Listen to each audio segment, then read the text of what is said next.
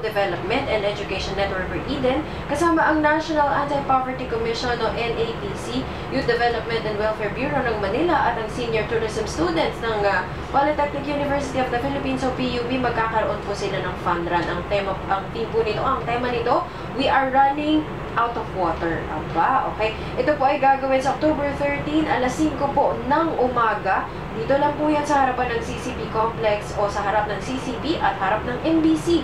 Kami po ni Papa Jack ng 90.7 Love Radio ang mag-host po ng nasabing fun run na yan.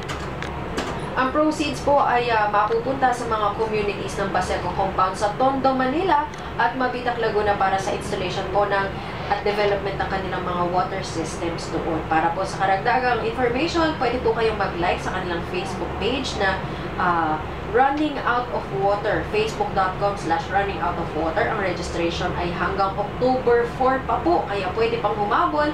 For more inquiries ay pakitawagan or i-text po si Joshua Angeles. Ang number po ay 0935-811-2059 at si Miss Cristel Liberato, isa rin po sa mga students natin ng PUP, 0905-808-2143. At binabati natin ng magandang gabi ang mga taga Yamato Enterprises. Yung kanila pong glucosa tin, ito po yung para sa